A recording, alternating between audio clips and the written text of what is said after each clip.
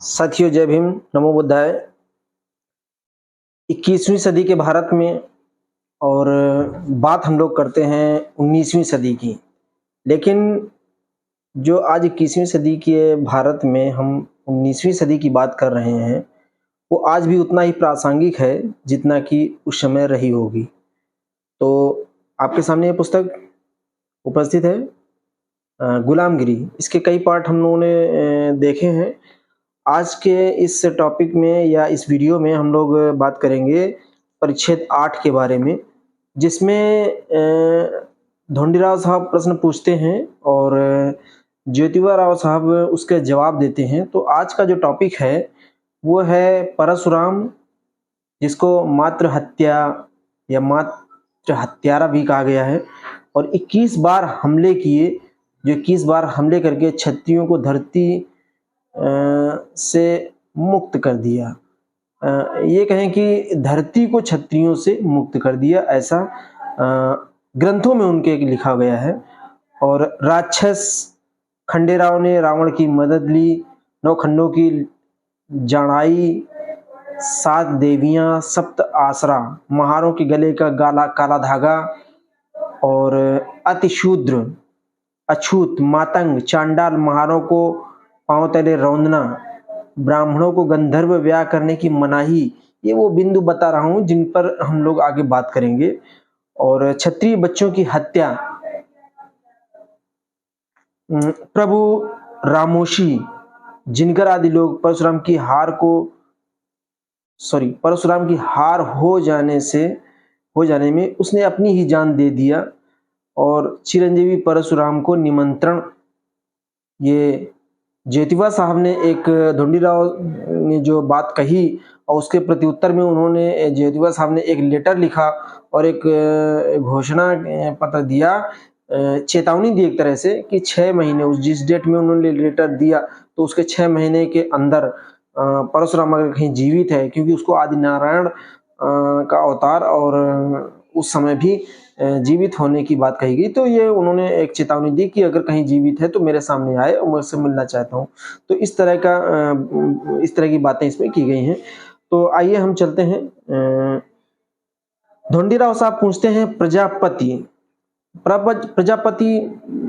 जो ब्रह्मा को कहा गया है, और तो उसी के बारे में प्रश्न पूछते हैं। प्रजापति यानी ब्रह्मा के मरने के बाद ब्राह्मणों का मुखिया कौन था?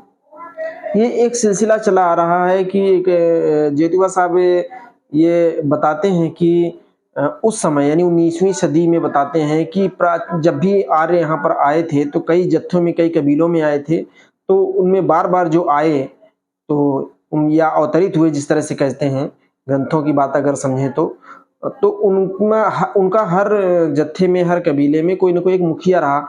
तो अब की बार ये पूछते हैं ढोंडीराव साहब कि प्रजापति ब्रह्मा के मरने के बाद ब्राह्मणों का मुखिया कौन था? तो ज्योतिबा राव कहते हैं ब्राह्मणों का मुखिया परशुराम था। इस बार जो जत्था आया था, जो कबीला आया था, जिसकी चर्चा परिच्छेद 8 में करेंगे, तो उसमें जो प्रमुख था उनका वो परशुराम था। तो परशुराम क्या था? ढोंडीराव कहते हैं परशुराम स्वभाव से कैसा था।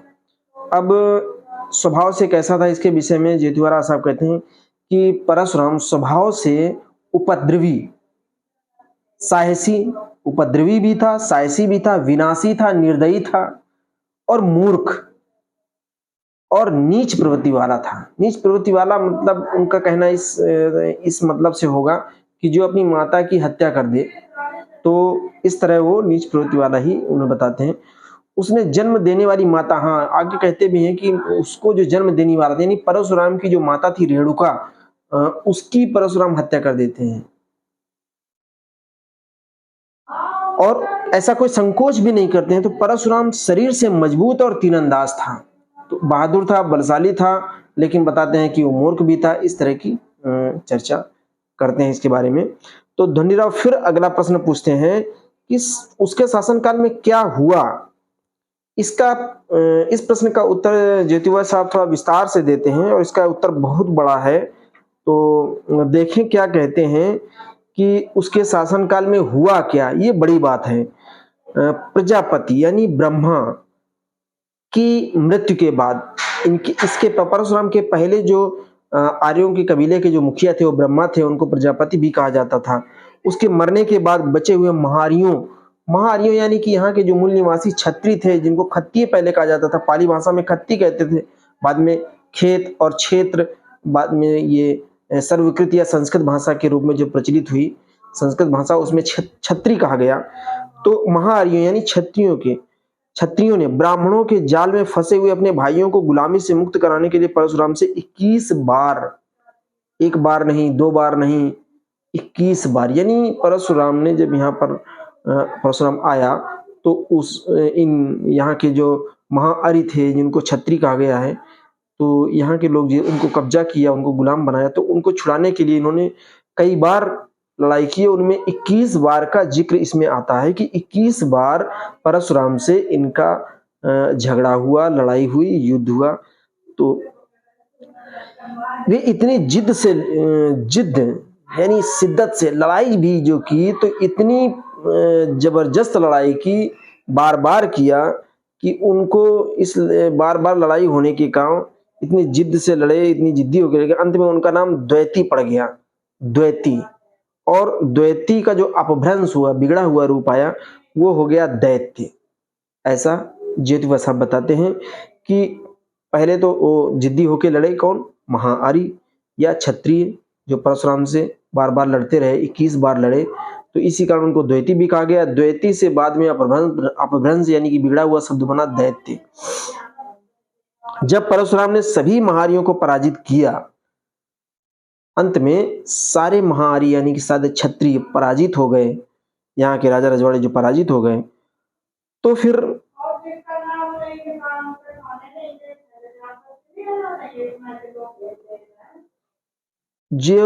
जब परशुराम सभी महारियों को पराजित किया, तब उनमें से कई महावीरों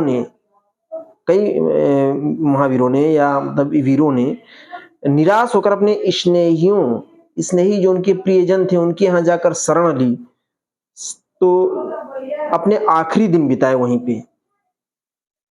मतलब जेजुरी के खंडेराव ने जिस तरह रावण का सहारा लिया, एक घटना का जिक्र करते हैं कि जेजुरी के खंडेराव ने जिस प्रकार रावण के शरण ली थी जाके, तो वही यहाँ पर बताया जाता है, उसी का प्रसंग देते हुए बताते हैं। उसी प्रकार 9 खंडों के न्यायी और 7 आश्रय आदि सभी कोंकण के निचले भूप्रदेश में जाकर छिप गए और उन्होंने वहां अपने आखिरी दिन बिताए। इससे ब्राह्मणों में नफरत की भावना और भी गहरी हो गई। उन्होंने 9 खंडों को जो न्यायी था, 9 खंडों का जो न्यायी था, महाबली, राजा महाबली के समय में भी 9 खंड कहे जाते थे, 9 राज्य उनके थे अलग अलग, तो 9 खंडों का न्यायी था, उसका नाम स्त्री के नाम पर निंदा सूचक अर्थ में 9 चिथड़ों वाली देवी, ये काम परशुराम के लोगों ने किया, उन लोगों ने रखा। 9 खड़ाची जनाई, ये मराठी में है, रख दिया, और 7 आश्रयों का नाम 7 पुत्रों वाली माता का रखा। तो इस तरह चिढ़ाने के लिए उन्होंने इनके नाम रखे। सती आसरा मराठी में कहते हैं। शेष यानी जो अन्य जो बचे हुए लोग थे, महाआर्यों को परशुराम ने युद्ध भूमि पर कैद करके रखा, उन पर उसने कड़े प्रतिबंध लगा रखे। ये तो चले गए थे तो बचे हुए थे, लेकिन जो उनके गुलाम हो गए थे, उनको बंदी बना लिया गया था, तो उनके साथ जो है प्रतिबंध लगाया गया। और प्रतिबंध कैसे लगाया गया? उन महाआर्यों ने कभी भी ब्राह्मण के विरुद्ध कमर नहीं कशे या जो ब्राह्मणों के समक्ष शक्ति से खड़े न हो पाए, उनका विरोध न कर पाए, इसके लिए सारे प्रतिबंध लगाए गए और शपथ दिलाई गई कि उनको कभी उन सभी को गले में काला धागे की निशानी बांधनी चाहिए और उनको उनके शूद्र भाइयों से भी छूना नहीं चाहिए। जो उनके निचले स्तर के लोग थे और थे कमजोर तबके का मतलब उनसे जो कमजोर लोग थे, लड़ाई में बहुत सारे लोग होते हैं, कुछ अलग अलग दल होते हैं, घुड़सवार अलग होते हैं और सैनिक, पैदल सैनिक अलग होते हैं, तो इस तरह कई श्रेणी होती हैं। तो उनके जो नीचे वाली श्रेणी के थे सैनिक, तो उनको भी छूने होने के लिए मना कर दिया इन्होंने। बाद में परशुराम ने उन महाआर्यों क्षत्रियों को अतिशूद्र, महार, अछूत, मातंग और चांडाल आदि नामों से पुकारने की प्रथा प्रचलित की। तो ये सब बाद में उन्होंने हारे हुए लोगों को, बंदी बनाए हुए लोगों को ऐसी उपाधियाँ दी, ऐसे नाम दिए, जिससे उनको एक उनका स्वाभिमान नष्ट हो जाए, उनके अंदर आत्मसम्मान की भावना, आत्मशक्ति की इच्छा जागृत ना हो और उनको ऐसा लगे कि ये हमारी ही यही नियति है। तो वो चीज़ जो मानसिक प्रवृत्तियाँ बनाई गईं उस समय और थोपी गईं, तो उससे वो अपने आप को कमज़ोर महसूस करने लगे। इस तरह के गंदे प्रचलन के लिए दुनिया में दूसरी कोई मिसाल ही नहीं है और कहा भी है कि इस तरह का जो कृत्य किया गया और गंदा प्रचलन बनाया गया, तो ऐसी स्थिति तो कहीं दुनिया में पूरी मिलती ही नहीं है। जैसे शत्रुतापूर्ण भावना से महार, मातंग आदि लोगों से बदला चुकाने के लिए उसने हर तरह की घटिया से घटिया तरकीबें अपनाई। मतलब इनको जो है किसी भी तरह कमज़ोर बनाए रखने के लिए बहुत बड़ा षड्यंत्र किया गया और इस षड्यंत्र में फिर चाहे वो ग्रंथों का लिखना हो, चाहे परंपराओं को थोपना हो, ये सारी चीज़ें उन पर अपनाई गईं और उनको कमज़ोर बनाने का साजिश किया गया। उसने अपनी जाति बिरादरी के लोगों की बड़ी-बड़ी इमारतों की नींव के नीचे कई मातंगों को उनकी औरतों के साथ खड़ा करके उनके बेसहाय चिल्लाने से किसी को अनुकंपा होगी, इसके लिए उनके मुँह में तेल और सिंदूर डालकर उन लोगों को जिंदा अवस्था में मतलब इतना अमानवीय कृत्य किया गया कि ये लोग महल-वहल को जो भी बनवाया, तो इन्होंने मातंग वगैरह लोगों को और भी लोगों को जिनको चाहा उनको जिंदा दफन करवा दिया, दीवारों में चिनवा दिया। तो इस तरह के अमानवीय व्यवहार किए गए जिससे इनके अंदर भय, एक खौफ पैदा हो जाए कि ये कभी भी आगे विरोध के लिए खड़े न हो सकें। लेकिन ब्राह्मणों द्वारा शुरू की गई ये अमानवीय परंपरा जैसे-जैसे मुस्लिमों की सत्ता इस देश में मजबूत होती गई, वैसे-वैसे वह समाप्त होती गई।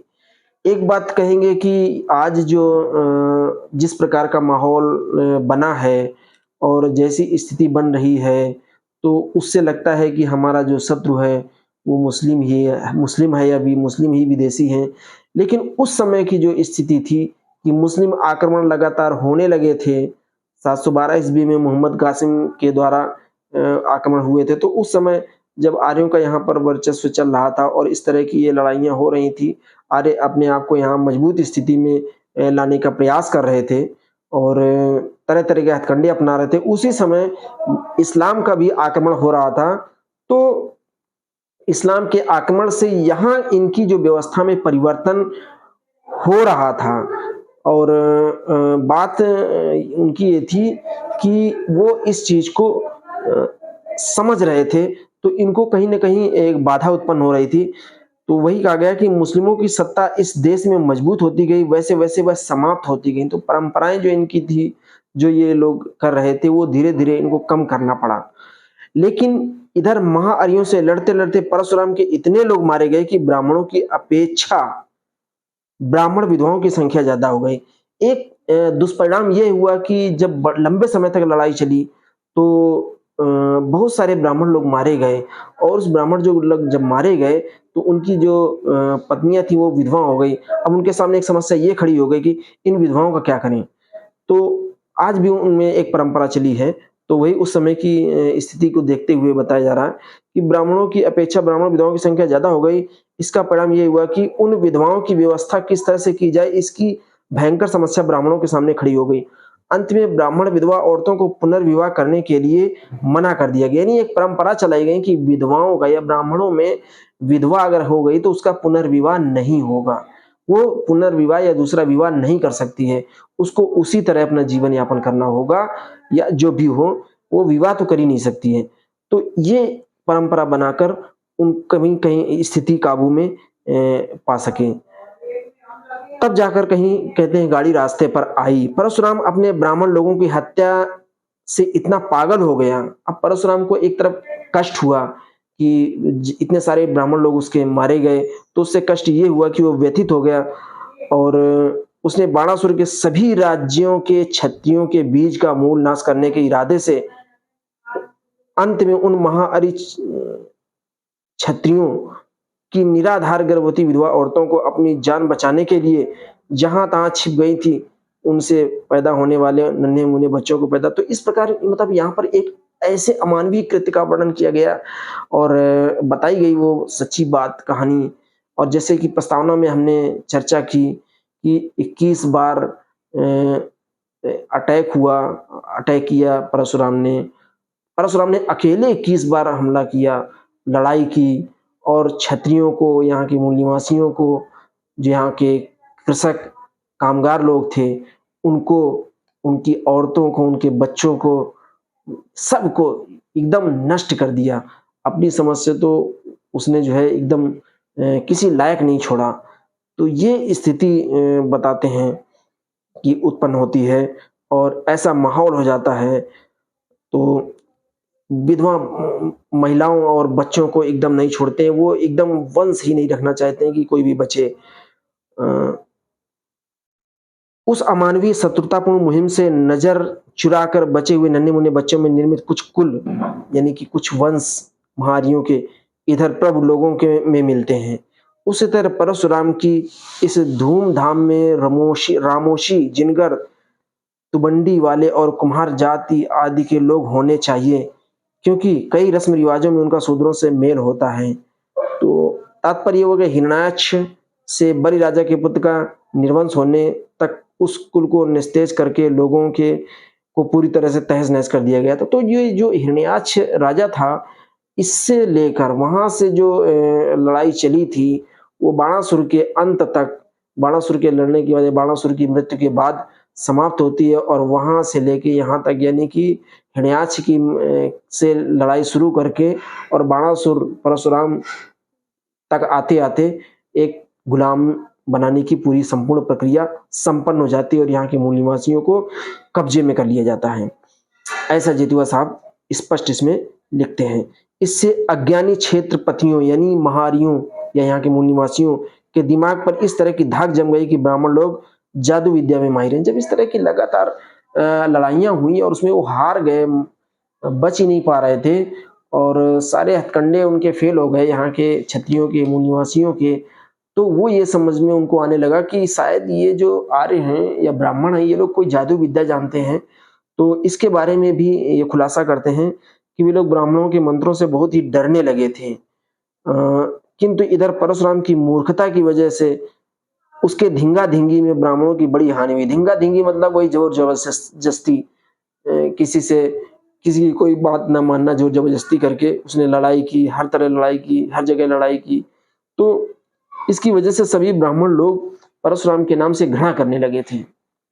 यानी परशुराम एक समय घृणा का पात्र भी बन गया था और उसकी वजह ये थी कि उसका काम ही ऐसा हो गया था कि बस लड़ाई करना, किसी भी तरह वो मार-काट पर ही आमादा था। यही नहीं तो उसी समय यहाँ के क्षेत्रपति के रामचंद्र नाम के पुत्र ने परशुराम के धनुष को जनक राजा के घर में भरी सभा, यहाँ पर उस राम की चर्चा भी करते हैं जहाँ पर दशरथ का पुत्र राम और राम राज्य की बात हम लोग करते हैं तो वो जानने को मिलती है। तो उस भी वहाँ पर भी परशुराम से झगड़ा करते हैं, राम से झगड़ा कर बैठते हैं परशुराम और मौका इनको मिलता है कि राम जो है वो धनुष तोड़ के या किसी तरह लड़ के जानकी को ले जाते हैं, तो इनको परशुराम को मौका मिल जाता है और उसी समय ये उससे लड़ाई छेड़ देते हैं और फिर राम जो आज मर्यादा पुरुषोत्तम राम और भगवान राम कहे जाते हैं, तो उनसे परशुराम हार जाता है और जब हार जाता है तो उसको बहुत ही ज़्यादा अपमान, ग्लानि महसूस होती है और वो फिर वहाँ से चला जाता है।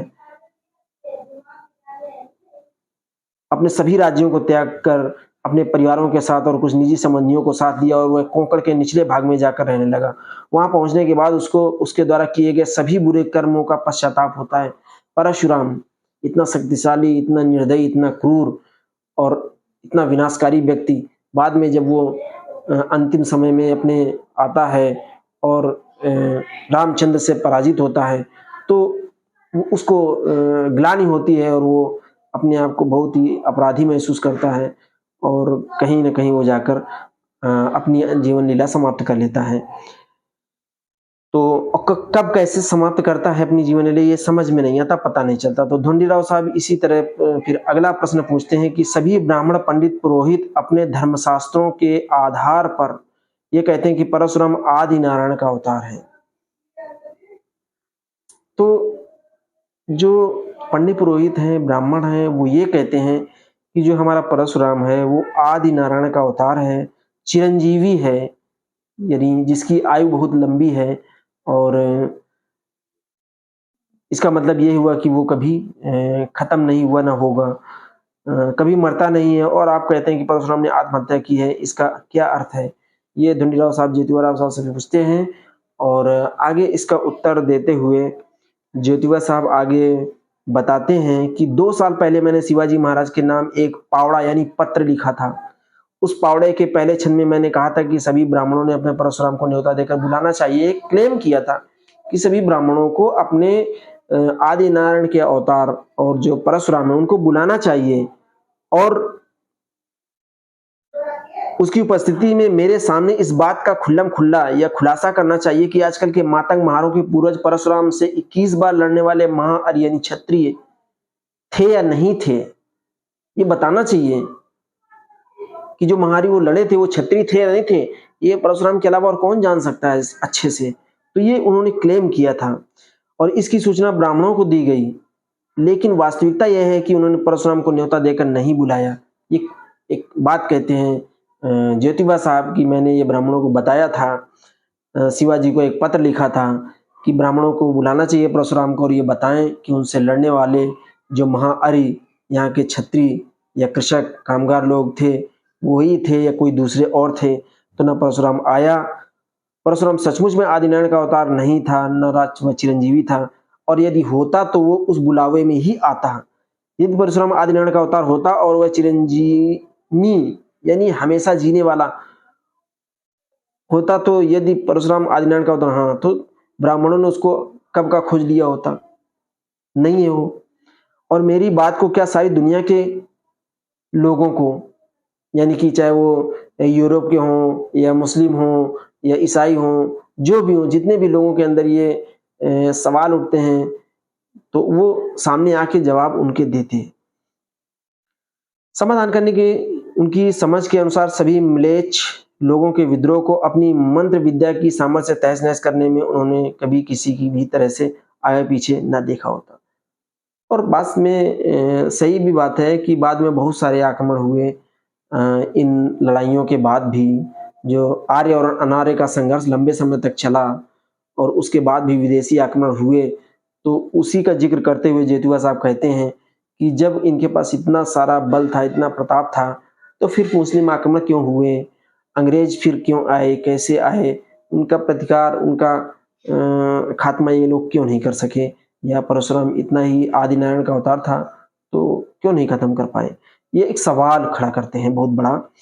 ढोंडीराव फिर पूछते हैं, मुझे ऐसा लगता है कि आपने स्वयं पुनः एक बार परशुराम को, मतलब ढोंडीराव एक बार फिर बात करते हैं पर और कहते हैं ज्योतिबा साहब से कि आपको एक बार फिर से उसको बुलाना चाहिए परशुराम को, शायद अब आ जाए और वो अपने लोगों की बात मान ले। तो ढोंडीराव साहब के ये आग्रह करने पर उन्होंने एक पत्र फिर से लिखा कि ठीक है, जो भी कुछ क्यों ना हो, चिरंजीव परशुराम अर्थात आदिनारायण के अवतार को मुकाम सब जगह है। बोले सब जगह इनवाइट है, इनविटेशन है, मैं आमंत्रण भेजता हूँ और वो आए।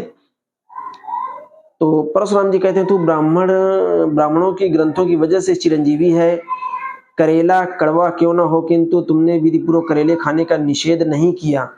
यानी उस समय फल सब्जी जो माली समाज के लोग होते थे, वो फल सब्जी फूल का उत्पादन करते थे, तो वो इनके शत्रु, उनको अपना शत्रु मानते थे, तो इन सब चीजों को निषेध करते थे, नहीं लेते थे। करेला कड़वा क्यों ना हो, किंतु तुमने विधिपूर्वक करेले खाने का निषेध नहीं किया, ऐसा कहते हैं। और तुमको पहले जैसे मछुआओं की लाश से दूसरे नए ब्राह्मण पैदा करने की गरज नहीं पड़ेगी, यानी तुम ही आ जाओ। और क्योंकि आज यहाँ तेरे द्वारा लाश से पैदा किए गए जो ब्राह्मण हैं, उनमें कई ब्राह्मण विविध ज्ञानी हो गए हैं। विविध ज्ञानी हो गए का मतलब कहते हैं कि अब तुझे उनको बहुत ज्यादा ज्ञान देने की भी आवश्यकता नहीं होगी। इसलिए हे परशुराम, तू यहाँ आ। ये आमंत्रण भेजते हैं ढोंडीराव के कहने पर पुनः। और जिन ब्राह्मणों ने शूद्र मालियों के द्वारा खेत में उत्पन्न गाजरों को खूब खाए, उन सभी ब्राह्मणों को चंद्रयान प्रायश्चित देकर उन पर तुम वेद मंत्रों के जादू की सामर्थ्य से पहले जैसे कुछ चमत्कार अंग्रेज, फ्रेंच आदि लोगों को भी दिखाओ। कितनी बड़ी चेतावनी, कितना बड़ा सवाल कि अगर पहले ऐसे चमत्कार किए हैं तो अंग्रेजों को भी दिखाओ। फ्रेंच है, डच है, हॉलैंड है, इन सब ये लोग यहाँ पर आए, फ्रांसीसी आए, तो इन लोगों को दिखाओ ना चमत्कार। हे परशुराम कहते, हे परशुराम तू इस तरह मुंह छिपाकर भगोड़ा बनकर मत घूमा कर। तू इस नोटिस की तारीख के 6 माह के भीतर भीतर यहाँ पर उपस्थित हो। अगर हो सका तब तो मैं ही नहीं, सारी दुनिया के लोग तेरे को सचमुच आदिनारायण का अवतार मानेंगे। अगर ऐसा समझेंगे और लोग तेरा सम्मान करेंगे। लेकिन तू यदि अब ऐसा ना कर सका, तब यहाँ के महार मातंग महारे महाशोभा के पीछे छिपकर बैठे हैं वे लोग, यानी कि उनके पीछे जो छुपकर बैठे वे लोग तुम्हारे विविध ज्ञानी कहलाने वाले ब्राह्मण बच्चों को खींच कर बाहर ले आएंगे। एक तरह से उकसावा करते हैं कि खींच कर बाहर ले आएंगे और उनके बेहाल करने में कोई कसर बाकी नहीं करेंगे। मतलब इस तरह से एक भयंकर चेतावनी देते हैं कि अगर तुम नहीं आते हो तो तुम्हारे लोगों के साथ ऐसा करेंगे। ये एक तरह से घुड़की टाइप की देते हैं कि कम से कम अब तो आओ। इसका परिणाम ये होगा कि उनके भांडों के एक तारा तुड़तुड़ा, एक तारावाद की तार, यानी कि ये नारद की बात करते हैं, टूट जाएगी और उनकी झोली में पत्थर गिर जाएंगे। फिर उन्हें विश्वामित्र जैसे कंगाल रहने पर इतनी मजबूरी का सामना करना पड़ेगा कि इनको कुत्ते का मांस खाना पड़ेगा। कहते हैं कि अगर नहीं आए तो इनको बहुत बुरे दिन देखने पड़ेंगे। इसका मतलब ये है। और इसलिए है परशुराम तू अपनी विविध ज्ञानी ब्राह्मणों पर ऐसी स्थिति ना आए, इसलिए तू आजा भाई। और ये 1 तारीख महीना अगस्त 1872 का ये पत्र लिखते हैं, पूना जूनागंज मकान नंबर 527। अपना पता भी देते हैं, आपका सत्य रूप देखने वाला, यानी ज्योतिराव गोविंदराव फूले अपना नाम भी लिखते हैं आगे कि मैं सत्य रूप आपका देखना चाहता हूँ। अगर परशुराम कहीं हो, जीवित हो तो जरूर आओ और दर्शन दो, अपने सवालों के जवाब दो। लेकिन वास्तविकता क्या है दोस्तों, ये एक काल्पनिक पात्र था, तो वो आने की संभावना तो दूर की बात है, वो समझ रहे थे। लेकिन यहाँ ढूंढीराव के माध्यम से वार्ता करके उन्होंने ये बताने का प्रयास किया कि जितने भी देवी देवता हैं नाम, ये सारी चीजें काल्पनिक हैं, लोगों की आस्थाओं में, विश्वासों में टिके हुए हैं। हकीकत कुछ नहीं है। हकीकत ये है कि जो भी चीजें करनी है, दुनिया को जो भी खूबसूरती बनाना है, दुनिया में जो भी भौतिक चीजें हैं वो मनुष्य ने बनाई है। प्राकृतिक चीजों के सहयोग से ही भौतिक चीजों का निर्माण होता है। प्रकृति से हमें बहुत सारी सहूलियत मिली हुई है। उन सहूलियतों को, उन कच्ची सामग्रियों को हम अपने हिसाब से कैसे इस्तेमाल करें, ये हमारे बुद्धिजीवियों पर निर्भर करता है। और इन्हीं लोगों के, जिन लोगों ने हमारे प्रकृति में उपलब्ध चीज़ों को मॉडिफाई करके, परिवर्तित करके हमें उनको उपयोग करने लायक बनाया, उन्हीं को हम आज के रूप में, चाहे वो फिर इंजीनियर हो या डॉक्टर हो, जो भी नाम दे लें, वो उस रूप में हमारे यहाँ मौजूद हैं। तो दोस्तों ये जो अभी हम लोग बात कर रहे थे परिच्छेद 8 ये समाप्त होता है। परिच्छेद 9 इसी में आगे हम चर्चा करेंगे। तो परिच्छेद 9 के लिए हम लोग तैयार होते हैं।